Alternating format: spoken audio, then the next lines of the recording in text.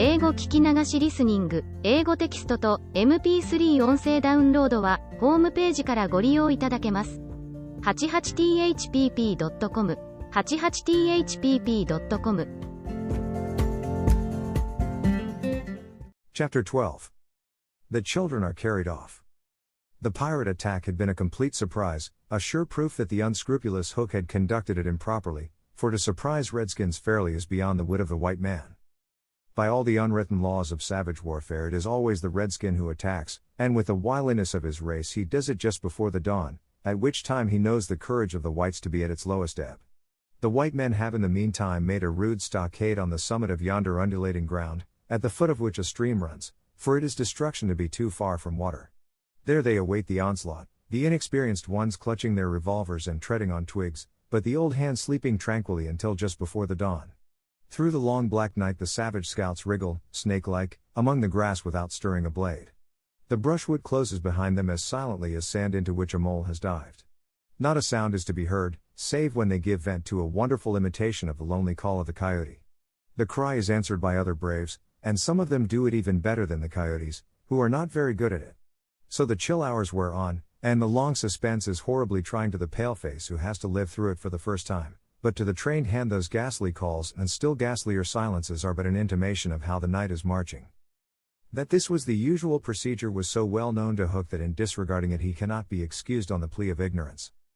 The pickaninnies, on their part, trusted implicitly to his honor, and their whole action of the night stands out in marked contrast to his. They left nothing undone that was consistent with the reputation of their tribe. With that alertness of the senses which is at once the marvel and despair of civilized peoples, they knew that the pirates were on the island from the moment one of them trod on a dry stick, and in an incredibly short space of time the coyote cries began. Every foot of ground between the spot where Hook had landed his forces and the home under the trees was stealthily examined by braves wearing their moccasins with the heels in front. They found only one hillock with a stream at its base, so that Hook had no choice. Here he must establish himself and wait for just before the dawn. Everything being thus mapped out with almost diabolical cunning, the main body of the redskins folded their blankets around them, and in the phlegmatic manner that is to them the pearl of manhood squatted above the children's home, awaiting the cold moment when they should deal pale death. Here dreaming, though wide awake, of the exquisite tortures to which they were to put him at break of day, those confiding savages were found by the treacherous Hook. From the accounts afterward supplied by such of the scouts as escaped the carnage, he does not seem even to have paused at the rising ground, though it is certain that in that grey light he must have seen it. No thought of waiting to be attacked appears from first to last to have visited his subtle mind. He would not even hold off till the night was nearly spent, on he pounded with no policy but to fall to. What could the bewildered scouts do, masters as they were of every warlike artifice save this one, but trot helplessly after him, exposing themselves fatally to view, the while they gave pathetic utterance to the coyote cry. Around the brave Tiger Lily were a dozen of her stoutest warriors, and they suddenly saw the perfidious pirates bearing down upon them. Fell from their eyes then the film through which they had looked at victory. No more would they torture at the stake. For them the happy hunting grounds now. They knew it, but as their father's sons they acquitted themselves. Even then they had time to gather in a phalanx that would have been hard to break had they risen quickly, but this they were forbidden to do by the traditions of their race. It is written that the noble savage must never express surprise in the presence of the white. Thus terrible as the sudden appearance of the pirates must have been to them, they remained stationary for a moment, not a muscle moving, as if the foe had come by invitation. Then, indeed, the tradition gallantly upheld, they seized their weapons, and the air was torn with a war cry, but it was now too late. It is no part of ours to describe what was a massacre rather than a fight. Thus perished many of the flower of the Pickaninny tribe. Not all unavenged did they die, for with lean Wolf fell Alf Mason, to disturb the Spanish Main no more, and among others who bit the dust were George Scory, Charles Turley, and the Alsatian Fogarty. Turley fell to the tomahawk of the terrible Panther, who ultimately cut away through the pirates with Tiger Lily and a small remnant of the tribe. To what extent Hook is to blame for his tactics on this occasion is for the historian to decide. Had he waited on the rising ground till the proper hour he and his men would probably have been butchered, and in judging him it is only fair to take this into account. What he should perhaps have done was to acquaint his opponents that he proposed to follow a new method. On the other hand this, as destroying the element of surprise, would have made his strategy of no avail, so that the whole question is beset with difficulties. One cannot at least withhold a reluctant admiration for the wit that had conceived so bold a scheme, and the fell genius with which it was carried out. What were his own feelings about himself at that triumphant moment? Fain would his dogs have known, as breathing heavily and wiping their cutlasses, they gathered at a discreet distance from his hook, and squinted through their ferret eyes at this extraordinary man. Elation must have been in his heart, but his face did not reflect it, ever a dark and solitary enigma. He stood aloof from his followers in spirit as in substance. The night's work was not yet over, for it was not the redskins he had come out to destroy, they were but the bees to be smoked, so that he should get at the honey. It was Pan he wanted, Pan and Wendy and their band, but chiefly Pan. Peter was such a small boy that one tends to wonder at the man's hatred of him. True, he had flung Hook's arm to the crocodile, but even this and the increased insecurity of life to which it led, owing to the crocodile's pertinacity, hardly account for a vindictiveness so relentless and malignant. The truth is that there was a something about Peter which goaded the pirate captain to frenzy. It was not his courage, it was not his engaging appearance, it was not. There is no beating about the bush, for we know quite well what it was, and I've got to tell. It was Peter's cockiness. This had got on Hook's nerves, it made his iron claw twitch, and at night it disturbed him like an insect. While Peter lived, the tortured man felt that he was a lion in a cage into which a sparrow had come. The question now was how to get down the trees, or how to get his dogs down. He ran his greedy eyes over them, searching for the thinnest ones. They wriggled uncomfortably, for they knew he would not scruple to ram them down with poles. In the meantime, what of the boys? We have seen them at the first clang of weapons, turned as it were into stone figures, open-mouthed, all appealing with outstretched arms to Peter, and we return to them as their mouths close, and their arms fall to their sides. The pandemonium above has ceased almost as suddenly as it arose, passed like a fierce gust of wind, but they know that in the passing it has determined their fate. Which side had won? The pirates, listening avidly at the mouths of the trees, heard the question put by every boy, and alas, they also heard Peter's answer. If the redskins have won, he said, they will beat the tom-tom, it is always their sign of victory. Now Smee had found the tom-tom, and was at that moment sitting on it. You will never hear the tom-tom again, he muttered, but inaudibly of course, for strict silence had been enjoined. To his amazement Hook signed to him to beat the tom-tom, and slowly there came to Smee an understanding of the dreadful wickedness of the order. Never, probably, had this simple man admired Hook so much. Twice Smee beat upon the instrument, and then stopped to listen gleefully. The tom-tom, the miscreants heard Peter cry, an Indian victory. The doomed children answered with a cheer that was music to the black hearts above, and almost immediately they repeated their goodbyes to Peter. This puzzled the pirates, but all their other feelings were swallowed by a base delight that the enemy were about to come up the trees. They smirked at each other and rubbed their hands. Rapidly and silently Hook gave his orders, one man to each tree, and the others to arrange themselves in a line 2 yards apart. Chapter 13. Do you believe in fairies? The more quickly this horror is disposed of the better. The first to emerge from his tree was Curly. He rose out of it into the arms of Checo, who flung him to Smee, who flung him to Starkey, who flung him to Bill Jukes, who flung him to Noodler, and so he was tossed from one to another till he fell at the feet of the black pirate.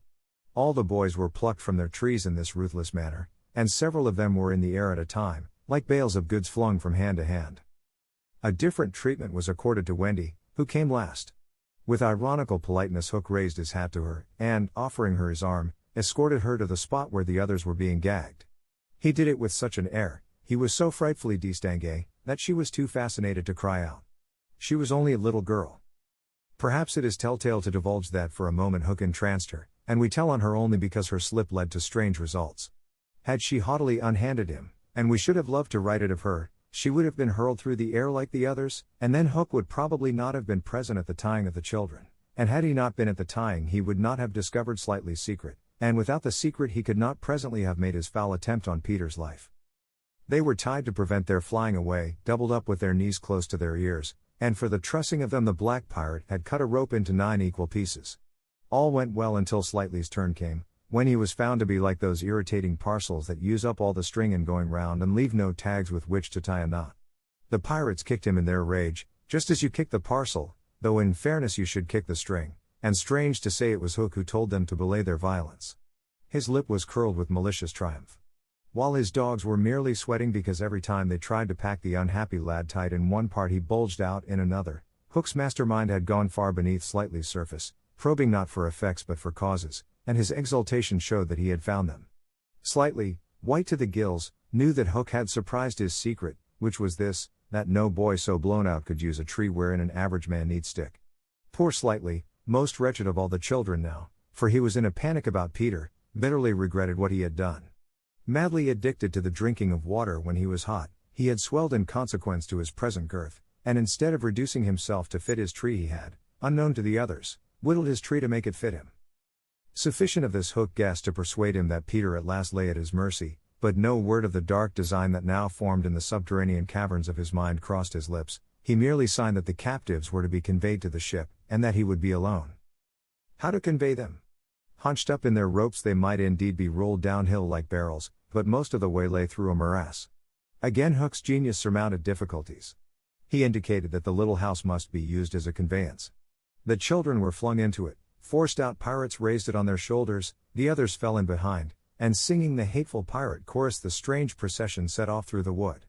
I don't know whether any of the children were crying. If so, the singing drowned the sound, but as the little house disappeared in the forest, a brave though tiny jet of smoke issued from its chimney as if defying Hook. Hook saw it, and it did Peter a bad service. It dried up any trickle of pity for him that may have remained in the pirate's infuriated breast. The first thing he did on finding himself alone in the fast-falling night was to tiptoe to Slightly's tree, and make sure that it provided him with a passage. Then for long he remained brooding, his hat of ill omen on the sward, so that a gentle breeze which had arisen might play refreshingly through his hair. Dark as were his thoughts, his blue eyes were as soft as the periwinkle. Intently he listened for any sound from the nether world, but all was as silent below as above. The house under the ground seemed to be but one more empty tenement in the void. Was that boy asleep, or did he stand waiting at the foot of Slightly's tree, with his dagger in his hand? There was no way of knowing, save by going down.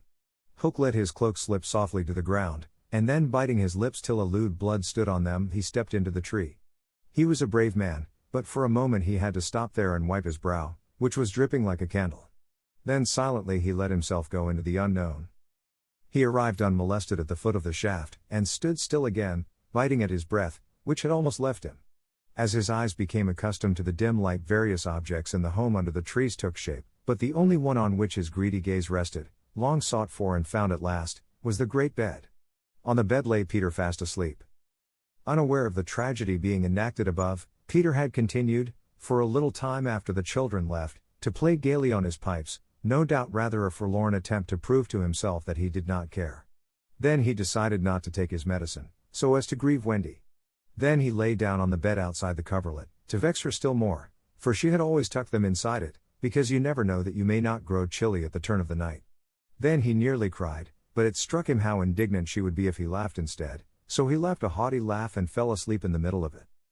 Sometimes, though not often, he had dreams, and they were more painful than the dreams of other boys. For hours he could not be separated from these dreams, though he wailed piteously in them. They had to do, I think, with the riddle of his existence. At such times it had been Wendy's custom to take him out of bed and sit with him on her lap, soothing him in dear ways of her own invention, and when he grew calmer to put him back to bed before he quite woke up, so that he should not know of the indignity to which she had subjected him. But on this occasion he had fallen at once into a dreamless sleep. One arm dropped over the edge of the bed, one leg was arched, and the unfinished part of his laugh was stranded on his mouth, which was open, showing the little pearls. Thus defenseless Hook found him. He stood silent at the foot of the tree looking across the chamber at his enemy. Did no feeling of compassion disturb his somber breast? The man was not wholly evil. He loved flowers, I have been told, and sweet music. He was himself no mean performer on the harpsichord, and, let it be frankly admitted, the idyllic nature of the scene stirred him profoundly. Mastered by his better self he would have returned reluctantly up the tree, but for one thing. What stayed him was Peter's impertinent appearance as he slept. The open mouth, the drooping arm, the arched knee, they were such a personification of cockiness as, taken together, will never again, one may hope, be presented to eyes so sensitive to their offensiveness. They steeled Hook's heart. If his rage had broken him into 100 pieces, every one of them would have disregarded the incident, and leapt at the sleeper. Though a light from the one lamp shone dimly on the bed, Hook stood in darkness himself, and at the first stealthy step forward he discovered an obstacle, the door of Slightly's tree. It did not entirely fill the aperture, and he had been looking over it. Feeling for the catch, he found to his fury that it was low down, beyond his reach. To his disordered brain it seemed then that the irritating quality in Peter's face and figure visibly increased, and he rattled the door and flung himself against it. Was his enemy to escape him after all? But what was that? The red in his eye had caught sight of Peter's medicine standing on a ledge within easy reach. He fathomed what it was straightway, and immediately he knew that the sleeper was in his power. Lest he should be taken alive, Hook always carried about his person a dreadful drug, blended by himself of all the death-dealing rings that had come into his possession. These he had boiled down into a yellow liquid quite unknown to science, which was probably the most virulent poison in existence. 5 drops of this he now added to Peter's cup. His hand shook, but it was in exultation rather than in shame. As he did it he avoided glancing at the sleeper, but not lest pity should unnerve him, merely to avoid spilling. Then one long gloating look he cast upon his victim, and turning, wormed his way with difficulty up the tree. As he emerged at the top he looked the very spirit of evil breaking from its hole. Donning his hat at its most rakish angle, he wound his cloak around him, holding one end in front as if to conceal his person from the night, of which it was the blackest part, and muttering strangely to himself stole away through the trees. Peter slept on. The light guttered and went out, leaving the tenement in darkness, but still he slept. It must have been not less than 10 o'clock by the crocodile, when he suddenly sat up in his bed, wakened by he knew not what. It was a soft cautious tapping on the door of his tree. Soft and cautious, but in that stillness it was sinister. Peter felt for his dagger till his hand gripped it. Then he spoke. "Who is that?" For long there was no answer, then again the knock. "Who are you?" No answer. He was thrilled, and he loved being thrilled. In 2 strides he reached his door. Unlike Slightly's door it filled the aperture, so that he could not see beyond it, nor could the one knocking see him. "I won't open unless you speak," Peter cried. Then at last the visitor spoke, in a lovely bell-like voice. "Let me in, Peter." It was Tink, and quickly he unbarred to her. She flew in excitedly, her face flushed and her dress stained with mud. "What is it?" "Oh, you could never guess," she cried, and offered him 3 guesses. "Out with it," he shouted, and in one ungrammatical sentence, as long as the ribbons conjurers pull from their mouths, she told of the capture of Wendy and the boys. Peter's heart bobbed up and down as he listened. Wendy bound, and on the pirate ship, she who loved everything to be just so. "I'll rescue her," he cried, leaping at his weapons. As he leapt he thought of something he could do to please her. He could take his medicine. His hand closed on the fatal draught. "No!" shrieked Tinker Bell, who had heard Hook muttering about his deed as he sped through the forest. "Why not?" "It is poisoned." "Poisoned? Who could have poisoned it?" "Hook." "Don't be silly. How could Hook have got down here?" Alas, Tinker Bell could not explain this, for even she did not know the dark secret of Slightly's tree. Nevertheless Hook's words had left no room for doubt. The cup was poisoned. "Besides," said Peter, quite believing himself, "I never fell asleep." He raised the cup. No time for words now, time for deeds, and with one of her lightning movements Tink got between his lips and the draught, and drained it to the dregs. "Why, Tink, how dare you drink my medicine?" But she did not answer. Already she was reeling in the air. "What is the matter with you?" cried Peter, suddenly afraid. "It was poison, Peter," she told him softly, "and now I am going to be dead." "Oh Tink, did you drink it to save me?" "Yes." "But why, Tink?" Her wings would scarcely carry her now, but in reply she alighted on his shoulder and gave his chin a loving bite. She whispered in his ear, "You silly ass," and then, tottering to her chamber, lay down on the bed. His head almost filled the 4th wall of her little room as he knelt near her in distress. Every moment her light was growing fainter, and he knew that if it went out she would be no more. She liked his tears so much that she put out her beautiful finger and let them run over it. Her voice was so low that at first he could not make out what she said. Then he made it out. She was saying that she thought she could get well again if children believed in fairies. Peter flung out his arms. There were no children there, and it was night time, but he addressed all who might be dreaming of the Neverland, and who were therefore nearer to him than you think, boys and girls in their nighties, and naked papooses in their baskets hung from trees. "Do you believe?" he cried. Tink sat up in bed almost briskly to listen to her fate. She fancied she heard answers in the affirmative, and then again she wasn't sure. "What do you think?" she asked Peter.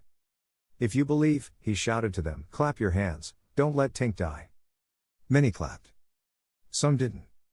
A few little beasts hissed.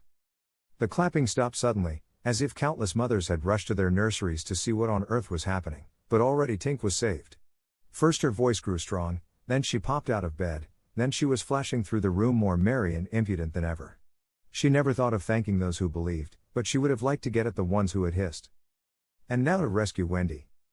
The moon was riding in a cloudy heaven when Peter rose from his tree, begirt with weapons and wearing little else, to set out upon his perilous quest. It was not such a night as he would have chosen. He had hoped to fly, keeping not far from the ground so that nothing unwanted should escape his eyes, but in that fitful light to have flown low would have meant trailing his shadow through the trees, thus disturbing the birds and acquainting a watchful foe that he was astir. He regretted now that he had given the birds of the island such strange names that they are very wild and difficult of approach. There was no other course but to press forward in redskin fashion, at which happily he was an adept. But in what direction? For he could not be sure that the children had been taken to the ship. A slight fall of snow had obliterated all footmarks, and a deathly silence pervaded the island, as if for a space nature stood still in horror of the recent carnage. He had taught the children something of the forest lore that he had himself learned from Tiger Lily and Tinker Bell, and knew that in their dire hour they were not likely to forget it. Slightly, if he had an opportunity, would blaze the trees, for instance, Curly would drop seeds, and Wendy would leave her handkerchief at some important place. But morning was needed to search for such guidance, and he could not wait. The upper world had called him, but would give no help. The crocodile passed him, but not another living thing, not a sound, not a movement, and yet he knew well that sudden death might be at the next tree, or stalking him from behind. He swore this terrible oath, hook or me this time. Now he crawled forward like a snake, and again, erect, he darted across a space on which the moonlight played, one finger on his lip and his dagger at the ready. He was frightfully happy. Chapter 14. The Pirate Ship. One green light squinting over Kidd's Creek, which is near the mouth of the Pirate River, marked where the brig, the Jolly Roger, lay, low in the water, a rakish-looking craft foul to the hull, every beam in her detestable like ground strewn with mangled feathers. She was the cannibal of the seas, and scarce needed that watchful eye, for she floated immune in the horror of her name. She was wrapped in the blanket of night, through which no sound from her could have reached the shore. There was little sound, and none agreeable save the whir of the ship's sewing machine at which Smee sat, ever industrious and obliging, the essence of the commonplace, pathetic Smee. I know not why he was so infinitely pathetic, unless it were because he was so pathetically unaware of it, but even strong man had to turn hastily from looking at him, and more than once on summer evenings he had touched the fount of Hook's tears and made it flow. Of this, as of almost everything else, Smee was quite unconscious. A few of the pirates leaned over the bulwarks drinking in the miasma of the night, others sprawled by barrels over games of dice and cards, and the exhausted four who had carried the little house lay prone on the deck, where even in their sleep they rolled skillfully to this side or that out of Hook's reach, lest he should claw them mechanically in passing. Hook trod the deck in thought. Oh man unfathomable! It was his hour of triumph. Peter had been removed forever from his path, and all the other boys were on the brig, about to walk the plank. It was his grimmest deed since the days when he had brought barbecue to heel, and knowing as we do how vain a tabernacle is man, could we be surprised had he now paced the deck unsteadily, bellied out by the winds of his success? But there was no elation in his gait, which kept pace with the action of his somber mind. Hook was profoundly dejected. He was often thus when communing with himself on board ship in the quietude of the night. It was because he was so terribly alone.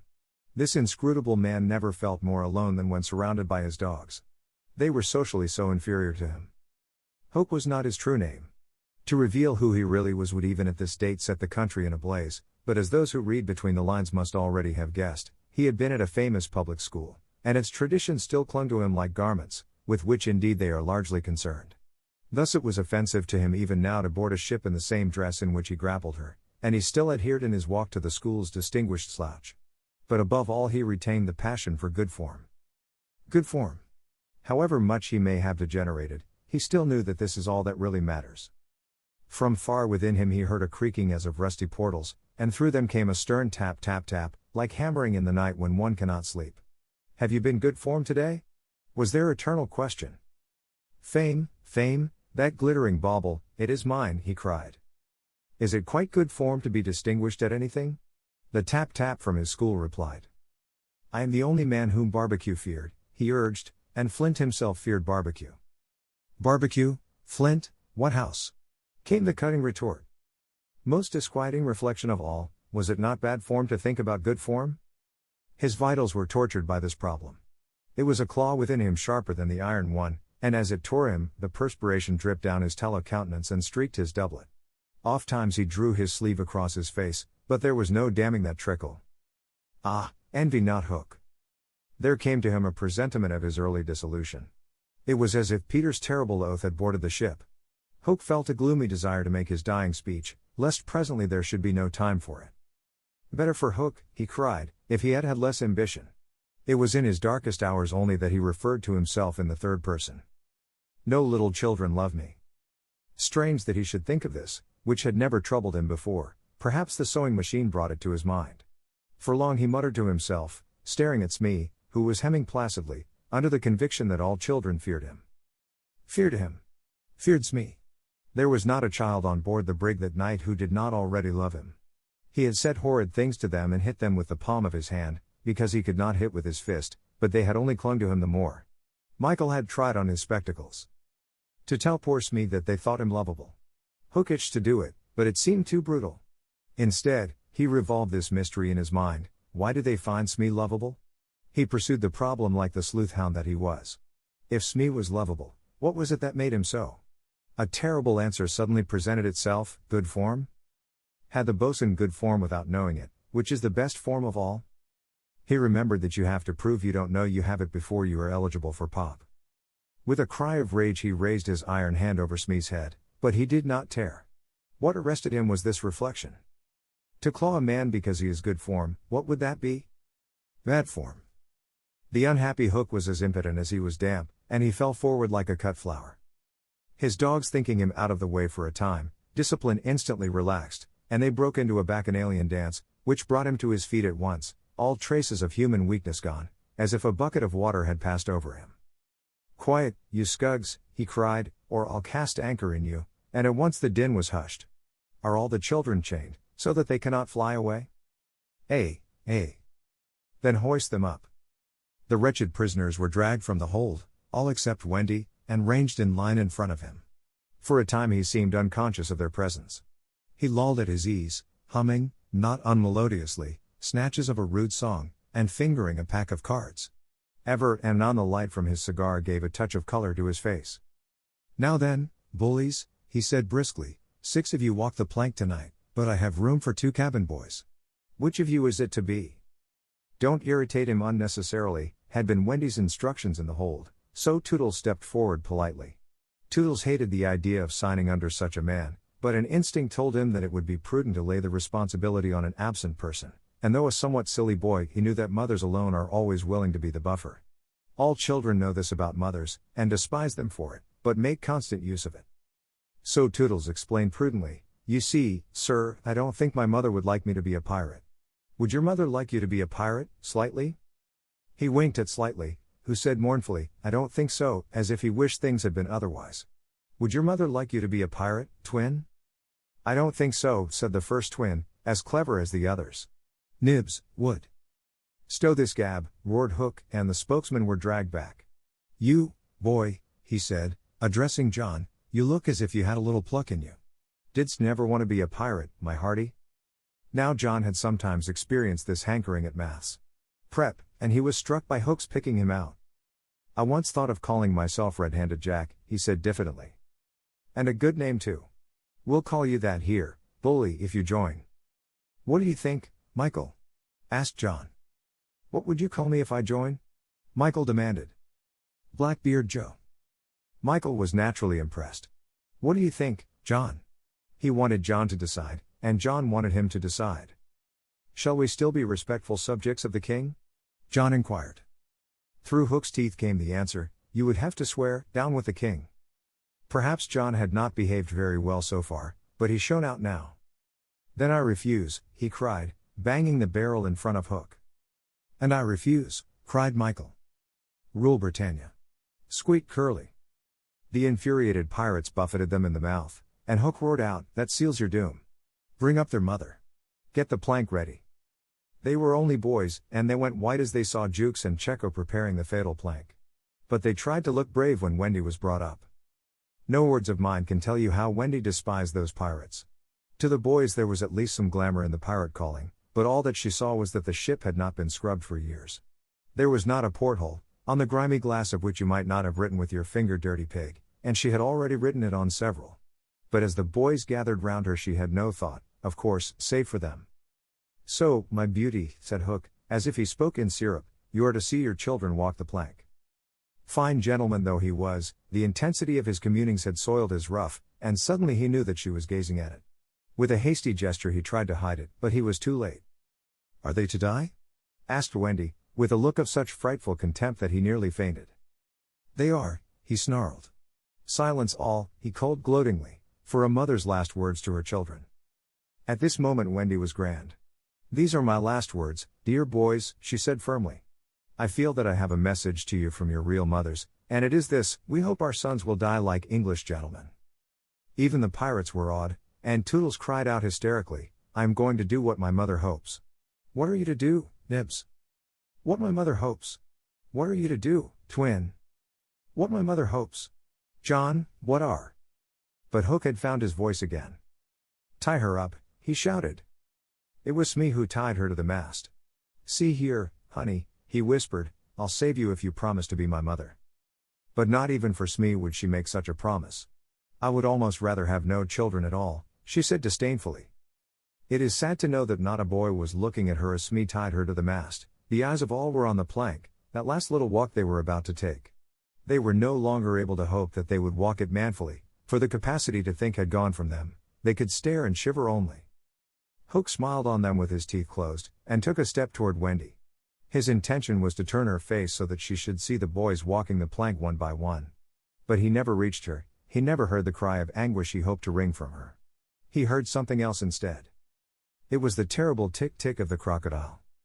They all heard it, pirates, boys, Wendy, and immediately every head was blown in one direction, not to the water whence the sound proceeded, but toward Hook. All knew that what was about to happen concerned him alone, and that from being actors they were suddenly become spectators. Very frightful was it to see the change that came over him. It was as if he had been clipped at every joint. He fell in a little heap.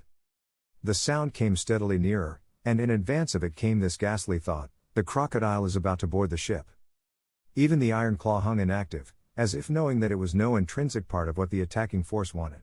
Left so fearfully alone, any other man would have lain with his eyes shut where he fell, but the gigantic brain of Hook was still working, and under its guidance he crawled on his knees along the deck as far from the sound as he could go.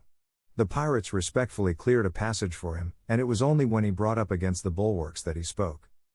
"Hide me," he cried hoarsely. They gathered round him, all eyes averted from the thing that was coming aboard. They had no thought of fighting it. It was fate. Only when Hook was hidden from them did curiosity loosen the limbs of the boys so that they could rush to the ship's side to see the crocodile climbing it. Then they got the strangest surprise of this night of nights, for it was no crocodile that was coming to their aid. It was Peter. He signed to them not to give vent to any cry of admiration that might rouse suspicion. Then he went on ticking. Chapter 15. Hook or me this time. Odd things happen to all of us on our way through life without our noticing for a time that they have happened. Thus, to take an instance, we suddenly discover that we have been deaf in one ear for we don't know how long, but, say, half an hour. Now such an experience had come that night to Peter. When last we saw him he was stealing across the island with one finger to his lips and his dagger at the ready. He had seen the crocodile pass by without noticing anything peculiar about it, but by and by he remembered that it had not been ticking. At first he thought this eerie, but soon he concluded rightly that the clock had run down. Without giving a thought to what might be the feelings of a fellow creature thus abruptly deprived of its closest companion, Peter at once considered how he could turn the catastrophe to his own use, and he decided to tick so that wild beasts should believe he was the crocodile and let him pass unmolested. He ticked superbly, but with one unforeseen result. The crocodile was among those who heard the sound, and it followed him, though whether with the purpose of regaining what it had lost, or merely as a friend under the belief that it was again ticking itself, will never be certainly known, for, like all slaves to a fixed idea, it was a stupid beast. Peter reached the shore without mishap, and went straight on, his legs encountering the water as if quite unaware that they had entered a new element. Thus many animals pass from land to water, but no other human of whom I know. As he swam he had but one thought: Hook or me this time. He had ticked so long that he now went on ticking without knowing that he was doing it. Had he known he would have stopped, for to board the brig by the help of the tick, though an ingenious idea, had not occurred to him. On the contrary, he thought he had scaled her side as noiseless as a mouse, and he was amazed to see the pirates cowering from him, with Hook in their midst as abject as if he had heard the crocodile. The crocodile. No sooner did Peter remember it than he heard the ticking. At first he thought the sound did come from the crocodile, and he looked behind him swiftly. Then he realized that he was doing it himself, and in a flash he understood the situation. How clever of me, he thought at once, and signed to the boys not to burst into applause. It was at this moment that Ed Taint the quartermaster emerged from the forecastle and came along the deck. Now, reader, time what happened by your watch. Peter struck true and deep. John clapped his hands on the ill-fated pirate's mouth to stifle the dying groan. He fell forward. 4 boys caught him to prevent the thud. Peter gave the signal, and the carrion was cast overboard. There was a splash, and then silence. How long has it taken? 1. Slightly had begun to count. None too soon. Peter, every inch of him on tiptoe, vanished into the cabin, for more than one pirate was screwing up his courage to look round. They could hear each other's distressed breathing now, which showed them that the more terrible sound had passed. It's gone, Captain, Smee said, wiping his spectacles. All still again. Slowly Hook let his head emerge from his ruff, and listened so intently that he could have caught the echo of the tick. There was not a sound, and he drew himself up firmly to his full height. Then here's to Johnny Plank, he cried brazenly, hating the boys more than ever because they had seen him unbend. He broke into the villainous ditty. Yo ho, the frisky plank. You walks along it so, till it goes down and you goes down. To Davy Jones below. To terrorize the prisoners the more, though with a certain loss of dignity, he danced along an imaginary plank, grimacing at them as he sang, and when he finished he cried, Do you want a touch of the cat before you walk the plank? At that they fell on their knees. No, they cried so piteously that every pirate smiled. Fetch the cat, Jukes, said Hook, it's in the cabin. The cabin. Peter was in the cabin. The children gazed at each other. Said Jukes blithely, and he strode into the cabin. They followed him with their eyes, they scarce knew that Hook had resumed his song, his dogs joining in with him. Yo ho, the scratching cat. Its tails are 9, you know. And when they're rid upon your back.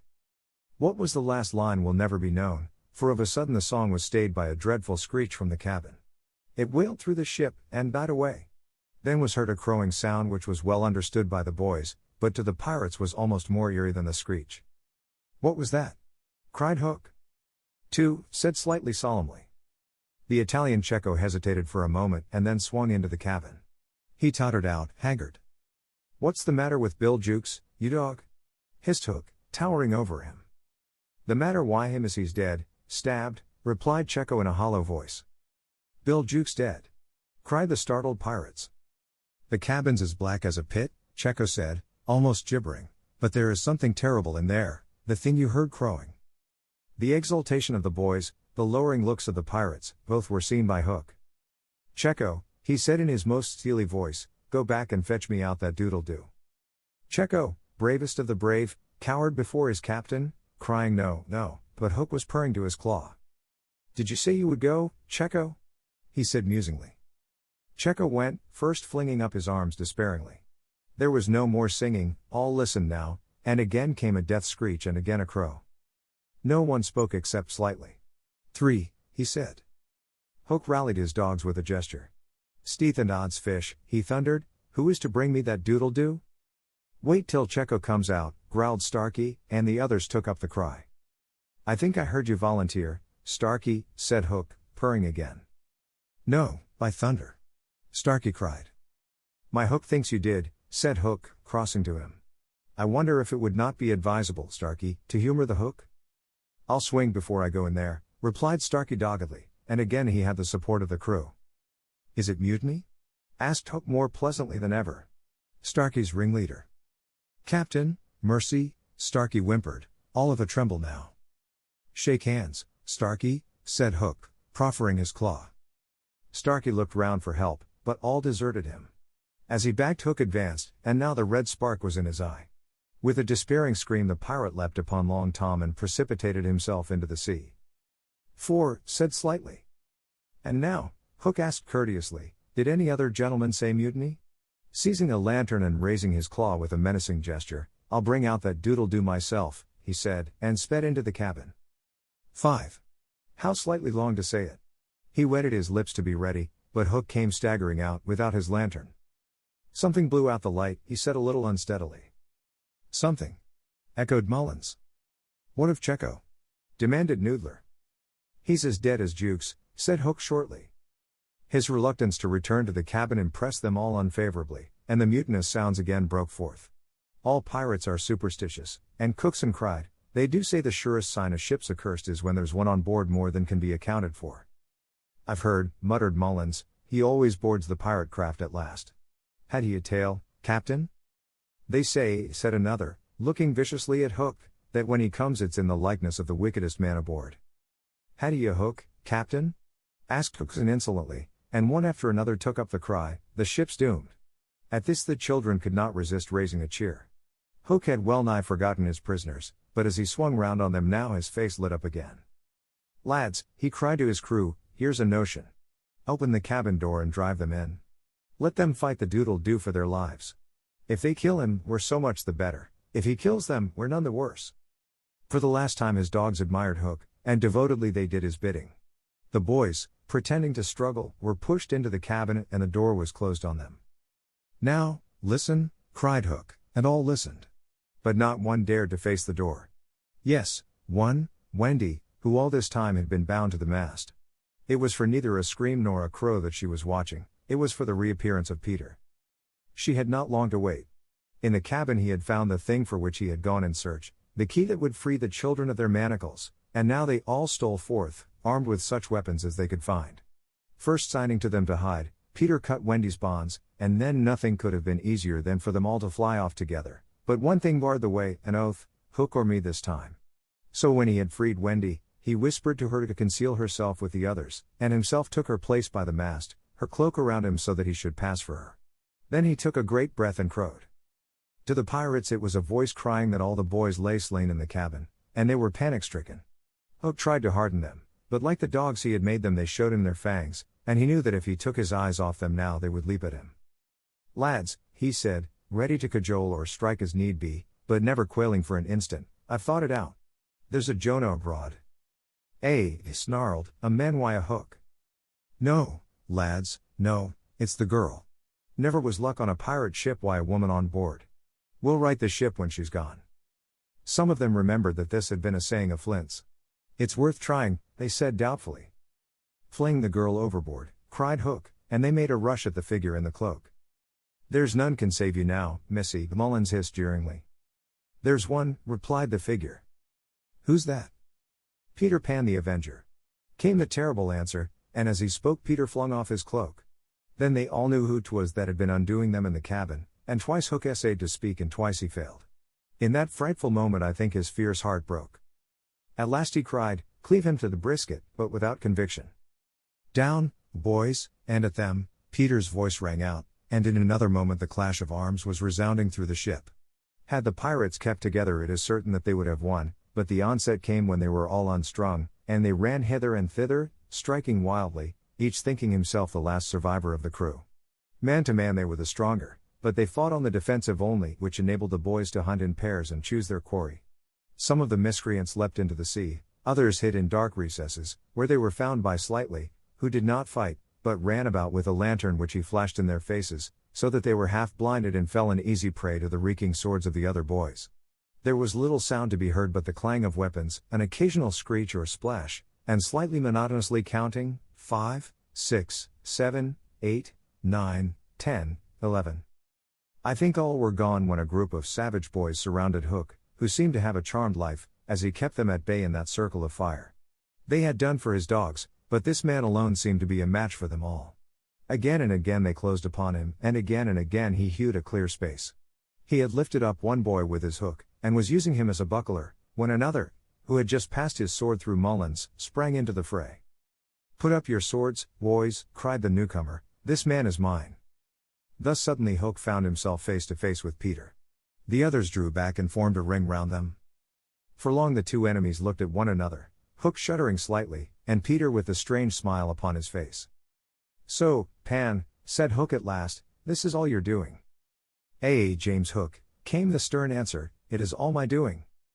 "Proud and insolent youth," said Hook, "prepare to meet thy doom." "Dark and sinister man," Peter answered, "have at thee." Without more words they fell to, and for a space there was no advantage to either blade. Peter was a superb swordsman, and parried with dazzling rapidity. Ever and anon he followed up a feint with a lunge that got past his foe's defense, but his shorter reach stood him in ill stead, and he could not drive the steel home. Hook, scarcely his inferior in brilliancy, but not quite so nimble in wrist play, forced him back by the weight of his onset, hoping suddenly to end all with a favorite thrust, taught him long ago by barbecue at Rio, but to his astonishment he found this thrust turned aside again and again. Then he sought to close and give the quietus with his iron hook, which all this time had been pawing the air, but Peter doubled under it and, lunging fiercely, pierced him in the ribs. At sight of his own blood, whose peculiar color, you remember, was offensive to him, the sword fell from Hook's hand, and he was at Peter's mercy. "Now!" cried all the boys, but with a magnificent gesture Peter invited his opponent to pick up his sword. Hook did so instantly, but with a tragic feeling that Peter was showing good form. Hitherto he had thought it was some fiend fighting him, but darker suspicions assailed him now. "Pan, who and what art thou?" he cried huskily. "I'm youth, I'm joy," Peter answered at a venture, "I'm a little bird that has broken out of the egg." This, of course, was nonsense, but it was proof to the unhappy Hook that Peter did not know in the least who or what he was, which is the very pinnacle of good form. "To tea again," he cried despairingly. He fought now like a human flail, and every sweep of that terrible sword would have severed in twain any man or boy who obstructed it, but Peter fluttered round him as if the very wind it made blew him out of the danger zone. And again he darted in and pricked. Hook was fighting now without hope. That passionate breast no longer asked for life, but for one boon it craved, to see Peter bad form before it was cold forever. Abandoning the fight he rushed into the powder magazine and fired it. "In 2 minutes," he cried, "the ship will be blown to pieces. Now, he thought, true form will show." But Peter issued from the powder magazine with the shell in his hands and calmly flung it overboard. What sort of form was Hook himself showing? Misguided man though he was, we may be glad, without sympathizing with him, that in the end he was true to the traditions of his race. The other boys were flying around him now, flouting, scornful, and as he staggered about the deck striking up at them impotently, his mind was no longer with them, it was slouching in the playing fields of long ago, or being sent up for good, or watching the wall game from a famous wall. And his shoes were right, and his waistcoat was right, and his tie was right, and his socks were right. James Hook, thou not wholly unheroic figure, farewell. For we have come to his last moment. Seeing Peter slowly advancing upon him through the air with dagger poised, he sprang upon the bulwarks to cast himself into the sea. He did not know that the crocodile was waiting for him, for we purposely stopped the clock that this knowledge might be spared him, a little mark of respect from us at the end. He had one last triumph, which I think we need not grudge him. As he stood on the bulwark looking over his shoulder at Peter gliding through the air, he invited him with a gesture to use his foot. It made Peter kick instead of stab. At last Hook had got the boon for which he craved. "Bad form," he cried jeeringly, and went content to the crocodile. Thus perished James Hook. 17, slightly sang out, but he was not quite correct in his figures. 15 paid the penalty for their crimes that night, but 2 reached the shore, Starkey to be captured by the Redskins, who made him nurse for all their papooses, a melancholy come down for a pirate, and Smee, who henceforth wandered about the world in his spectacles, making a precarious living by saying he was the only man that James Hook had feared. Wendy, of course, had stood by taking no part in the fight, though watching Peter with glistening eyes, but now that all was over she became prominent again. She praised them equally, and shuddered delightfully when Michael showed her the place where he had killed one, and then she took them into Hook's cabin and pointed to his watch which was hanging on a nail. It said 1:30. The lateness of the hour was almost the biggest thing of all. She got them to bed in the pirates' bunks pretty quickly, you may be sure, all but Peter, who strutted up and down on deck, until at last he fell asleep by the side of Long Tom. He had one of his dreams that night and cried in his sleep for a long time, and Wendy held him tight.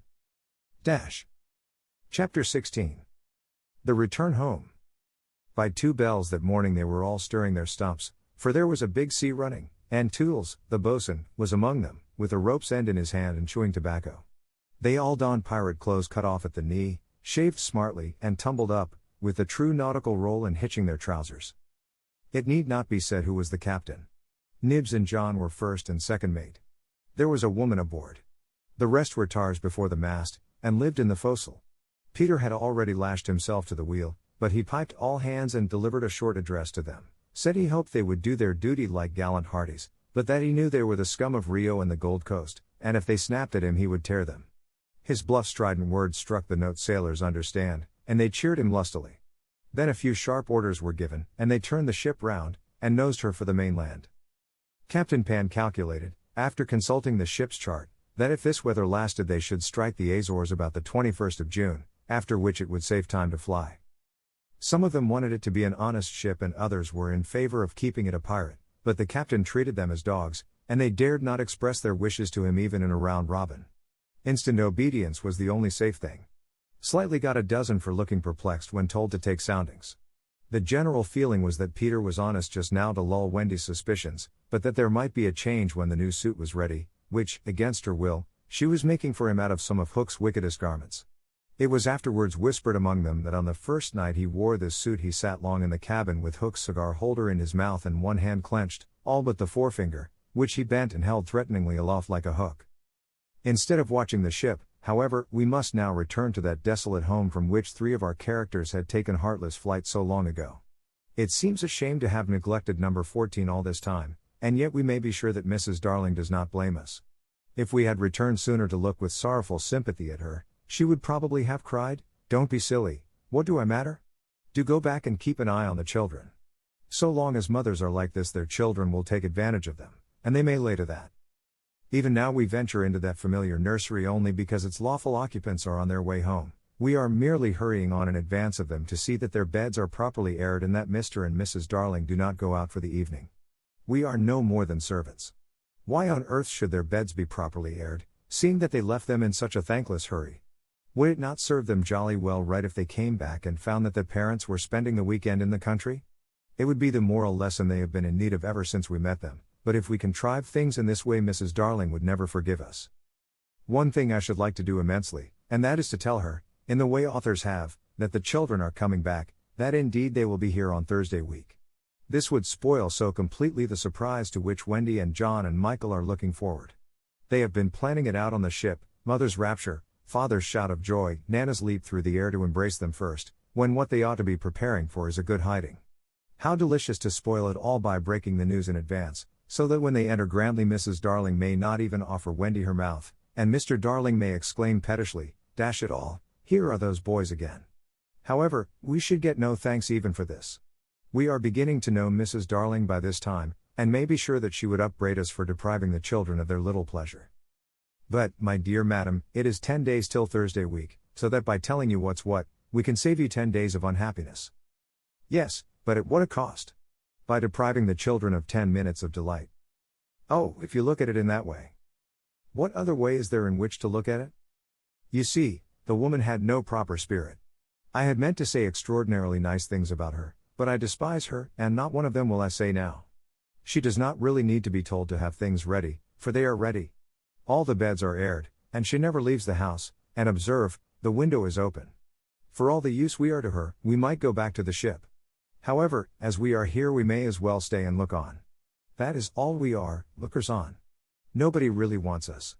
So let us watch and say jaggy things, in the hope that some of them will hurt. The only change to be seen in the night nursery is that between 9 and 6 the kennel is no longer there. When the children flew away, Mr. Darling felt in his bones that all the blame was his for having chained Nana up, and that from first to last she had been wiser than he. Of course, as we have seen, he was quite a simple man, indeed he might have passed for a boy again if he had been able to take his baldness off, but he had also a noble sense of justice and a lion courage to do what seemed right to him, and having thought the matter out with anxious care after the flight of the children, he went down on all fours and crawled into the kennel. To all Mrs. Darling's dear invitations to him to come out he replied sadly but firmly, "No, my own one, this is the place for me." In the bitterness of his remorse he swore that he would never leave the kennel until his children came back. Of course this was a pity, but whatever Mr. Darling did he had to do in excess, otherwise he soon gave up doing it. And there never was a more humble man than the once proud George Darling, as he sat in the kennel of an evening talking with his wife of their children and all their pretty ways. Very touching was his deference to Nana. He would not let her come into the kennel, but on all other matters he followed her wishes implicitly. Every morning the kennel was carried with Mr. Darling in it to a cab, which conveyed him to his office, and he returned home in the same way at 6. Something of the strength of character of the man will be seen if we remember how sensitive he was to the opinion of neighbors, this man whose every movement now attracted surprised attention. Inwardly he must have suffered torture, but he preserved a calm exterior even when the young criticized his little home, and he always lifted his hat courteously to any lady who looked inside.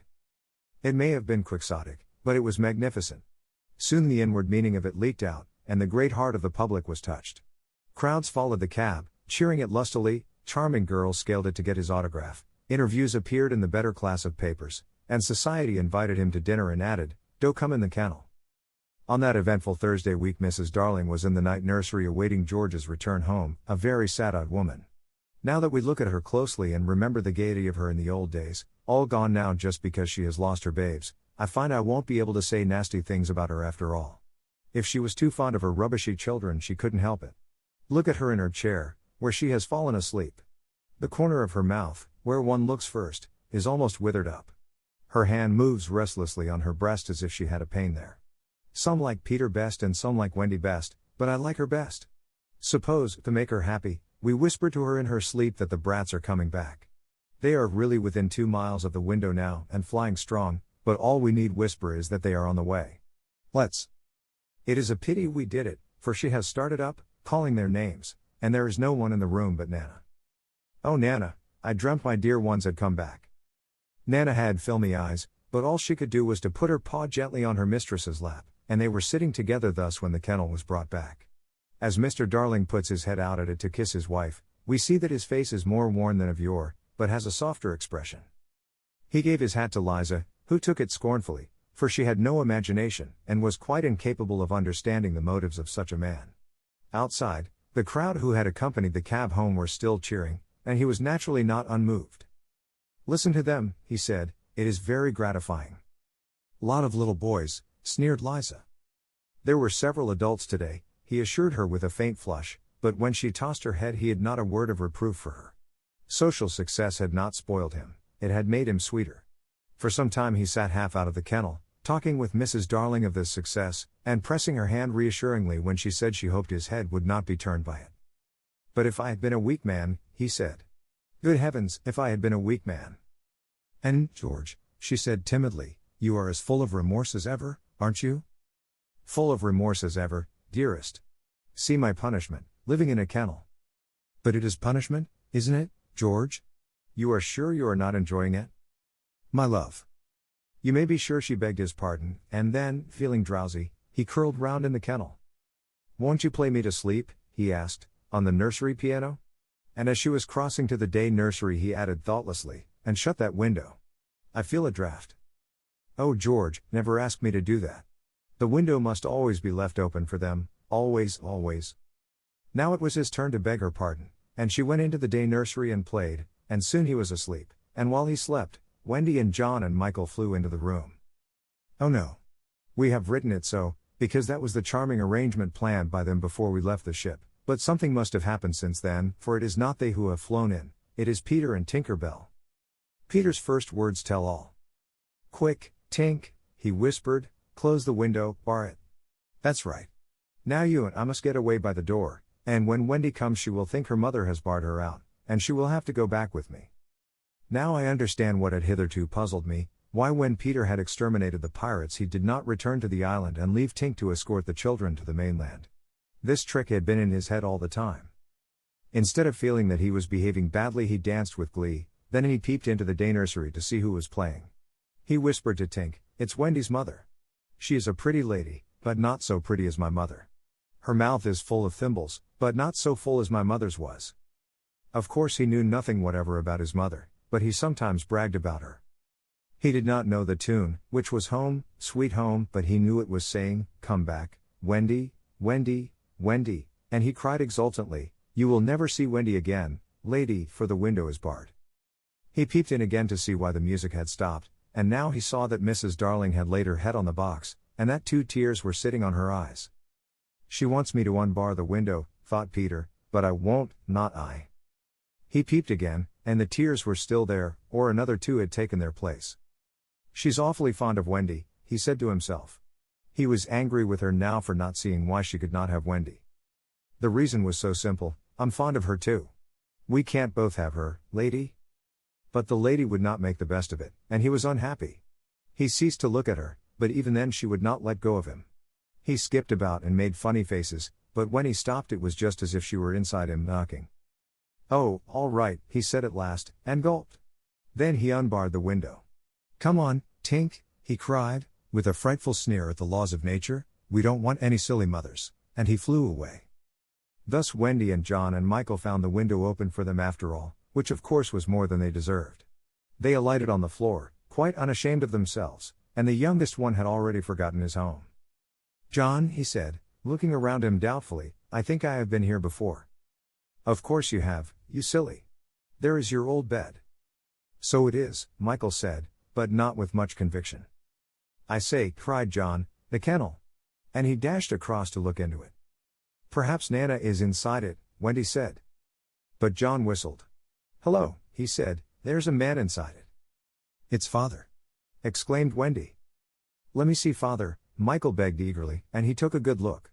"He is not so big as the pirate I killed," he said with such frank disappointment that I am glad Mr. Darling was asleep. It would have been sad if those had been the first words he heard his little Michael say.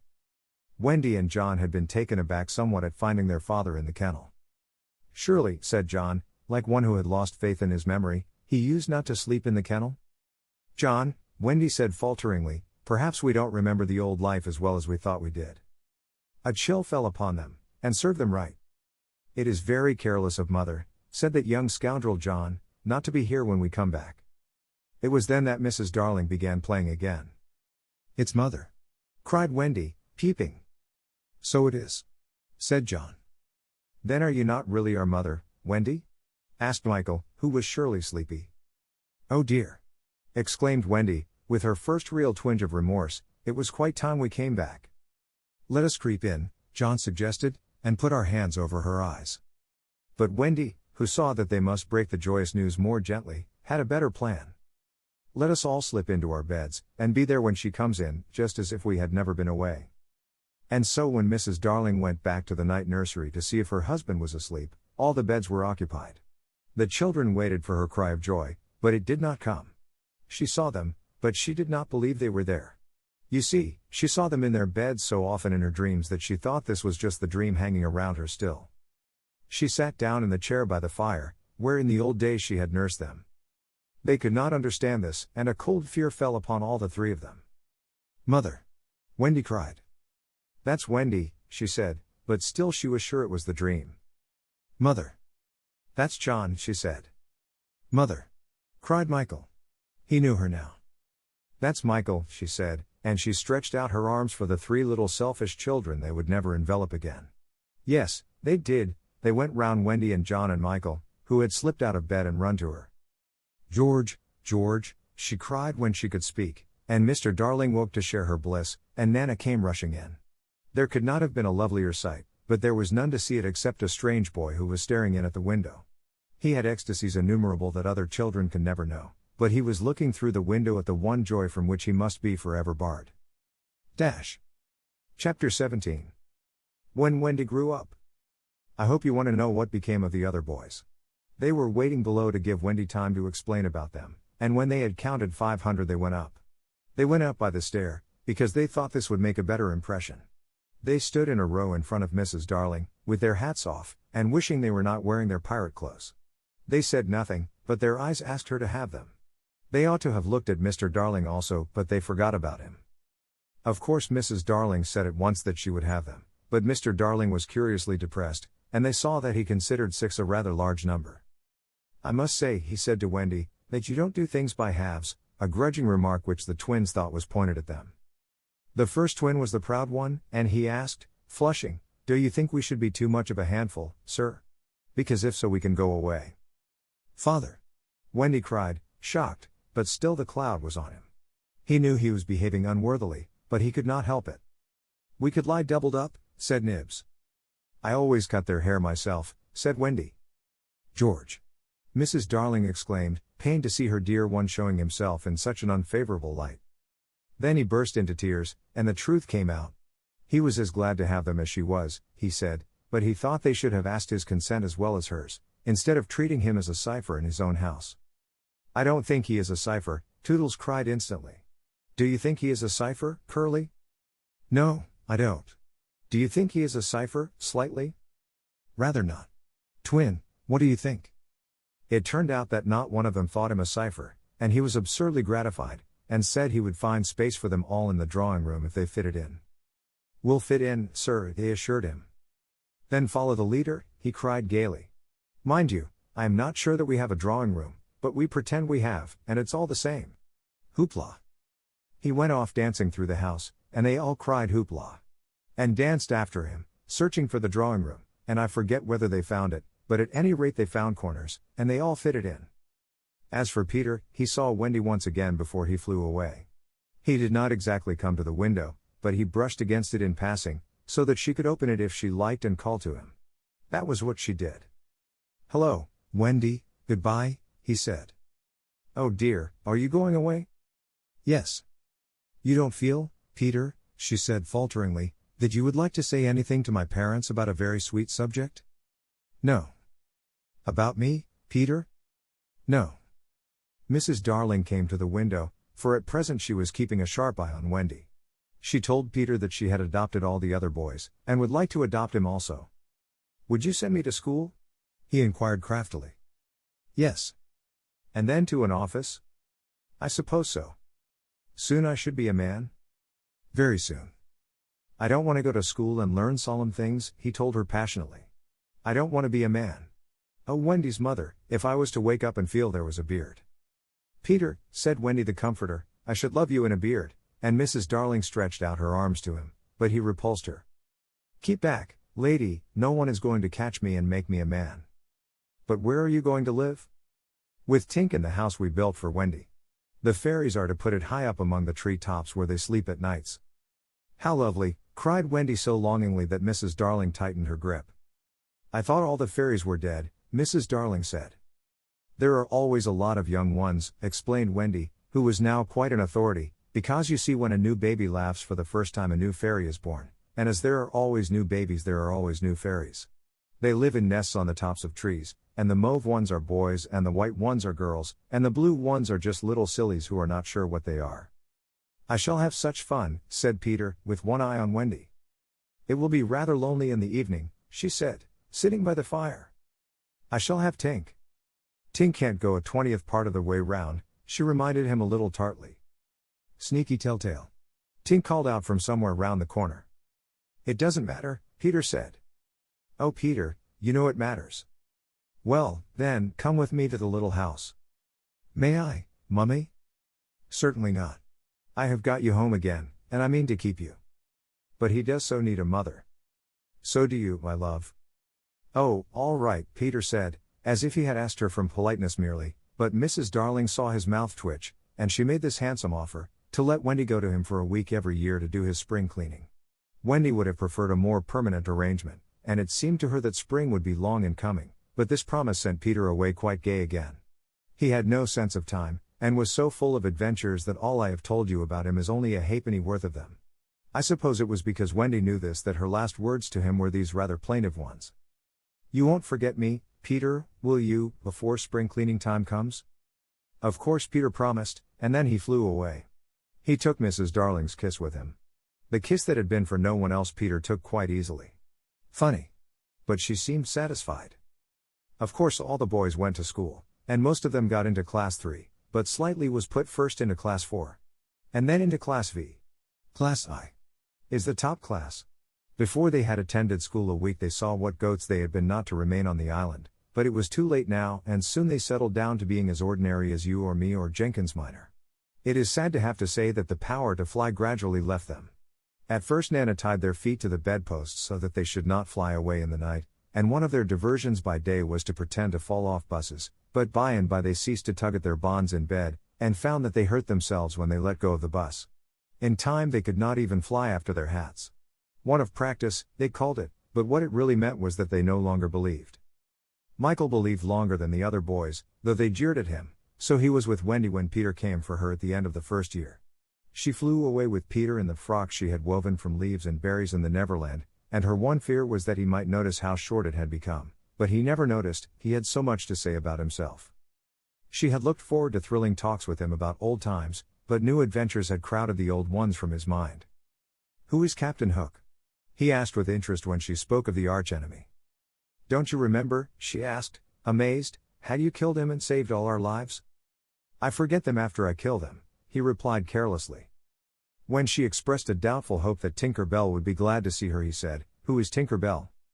"Oh, Peter," she said, shocked, but even when she explained he could not remember. "There are such a lot of them," he said. "I expect she is no more." I expect he was right, for fairies don't live long, but they are so little that a short time seems a good while to them. Wendy was pained too to find that the past year was but as yesterday to Peter. It had seemed such a long year of waiting to her. But he was exactly as fascinating as ever, and they had a lovely spring cleaning in the little house on the treetops. Next year he did not come for her. She waited in a new frock because the old one simply would not meet, but he never came. "Perhaps he is ill," Michael said. "You know he is never ill." Michael came close to her and whispered, with a shiver, "Perhaps there is no such person, Wendy." And then Wendy would have cried if Michael had not been crying. Peter came next spring cleaning, and the strange thing was that he never knew he had missed a year. That was the last time the girl Wendy ever saw him. For a little longer she tried for his sake not to have growing pains, and she felt she was untrue to him when she got a prize for general knowledge. But the years came and went without bringing the careless boy, and when they met again Wendy was a married woman, and Peter was no more to her than a little dust in the box in which she had kept her toys. Wendy was grown up. You need not be sorry for her. She was one of the kind that likes to grow up. In the end she grew up of her own free will a day quicker than other girls. All the boys were grown up and done for by this time, so it is scarcely worth while saying anything more about them. You may see the twins and Nibs and Curly any day going to an office, each carrying a little bag and an umbrella. Michael is an engine driver. Slightly married a lady of title, and so he became a lord. You see that judge in a wig coming out at the iron door? That used to be Toodles. The bearded man who doesn't know any story to tell his children was once John. Wendy was married in white with a pink sash. It is strange to think that Peter did not alight in the church and forbid the banns. Years rolled on again, and Wendy had a daughter. This ought not to be written in ink but in a golden splash. She was called Jane, and always had an odd inquiring look, as if from the moment she arrived on the mainland she wanted to ask questions. When she was old enough to ask them they were mostly about Peter Pan. She loved to hear of Peter, and Wendy told her all she could remember in the very nursery from which the famous flight had taken place. It was Jane's nursery now, for her father had bought it at the 3%. From Wendy's father, who was no longer fond of stairs. Mrs. Darling was now dead and forgotten. There were only 2 beds in the nursery now, Jane's and her nurse's, and there was no kennel, for Nana also had passed away. She died of old age, and at the end she had been rather difficult to get on with, being very firmly convinced that no one knew how to look after children except herself. Once a week Jane's nurse had her evening off, and then it was Wendy's part to put Jane to bed. That was the time for stories. It was Jane's invention to raise the sheet over her mother's head and her own, thus making a tent, and in the awful darkness to whisper. "What do we see now?" "I don't think I see anything tonight," says Wendy, with a feeling that if Nana were here she would object to further conversation. "Yes, you do," says Jane, "you see when you were a little girl." "That is a long time ago, sweetheart," says Wendy. "Ami, how time flies." "Does it fly?" asks the artful child, "the way you flew when you were a little girl?" "The way I flew. Do you know, Jane, I sometimes wonder whether I ever did really fly." "Yes, you did. The dear old days when I could fly." "Why can't you fly now, mother?" "Because I am grown up, dearest. When people grow up they forget the way." "Why do they forget the way?" "Because they are no longer gay and innocent and heartless. It is only the gay and innocent and heartless who can fly." "What is gay and innocent and heartless?" "I do wish I was gay and innocent and heartless." Or perhaps Wendy admits that she does see something. "I do believe," she says, "that it is this nursery." "I do believe it is," says Jane. "Go on." They are now embarked on the great adventure of the night when Peter flew in looking for his shadow. "The foolish fellow," says Wendy, "tried to stick it on with soap, and when he could not he cried, and that woke me, and I sewed it on for him." "You have missed a bit," interrupts Jane, who now knows the story better than her mother. "When you saw him sitting on the floor crying, what did you say?" "I sat up in bed and I said, 'Boy, why are you crying?'" "Yes, that was it," says Jane, with a big breath. "And then he flew us all away to the Neverland and the fairies and the pirates and the redskins and the mermaid's lagoon, and the home under the ground, and the little house." "Yes. Which did you like best of all?" "I think I like the home under the ground best of all." "Yes, so do I. What was the last thing Peter ever said to you?" The last thing he ever said to me was, just always be waiting for me, and then some night you will hear me crowing. Yes. But, alas, he forgot all about me. Wendy said it with a smile. She was as grown up as that. What did his crow sound like? Jane asked one evening. It was like this, Wendy said, trying to imitate Peter's crow. No, it wasn't, Jane said gravely, it was like this, and she did it ever so much better than her mother. Wendy was a little startled. My darling, how can you know? I often hear it when I am sleeping, Jane said. Ah yes, many girls hear it when they are sleeping, but I was the only one who heard it awake. Lucky you, said Jane. And then one night came the tragedy. It was the spring of the year, and the story had been told for the night, and Jane was now asleep in her bed. Wendy was sitting on the floor, very close to the fire, so as to see to darn, for there was no other light in the nursery, and while she sat darning she heard a crow. Then the window blew open as of old, and Peter dropped on the floor. He was exactly the same as ever, and Wendy saw at once that he still had all his first teeth. He was a little boy, and she was grown up. She huddled by the fire not daring to move, helpless and guilty, a big woman. Hello, Wendy, he said, not noticing any difference, for he was thinking chiefly of himself, and in the dim light her white dress might have been the nightgown in which he had seen her first. Hello, Peter, she replied faintly, squeezing herself as small as possible. Something inside her was crying, woman, woman, let go of me. Hello, where is John? He asked, suddenly missing the third bed. John is not here now, she gasped. Is Michael asleep? He asked, with a careless glance at Jane. Yes, she answered, and now she felt that she was untrue to Jane as well as to Peter. That is not Michael, she said quickly, lest a judgment should fall on her. Peter looked. Hello, is it a new one? Yes. Boy or girl? Girl. Now surely he would understand, but not a bit of it. Peter, she said, faltering, are you expecting me to fly away with you? Of course, that is why I have come. He added a little sternly, have you forgotten that this is spring cleaning time? She knew it was useless to say that he had let many spring cleaning times pass.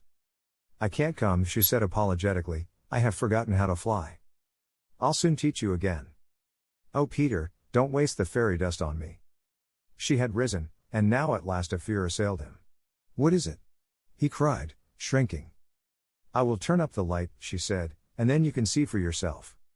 For almost the only time in his life that I know of, Peter was afraid. Don't turn up the light, he cried. She let her hands play in the hair of the tragic boy. She was not a little girl heartbroken about him, she was a grown woman smiling at it all, but they were wet smiles.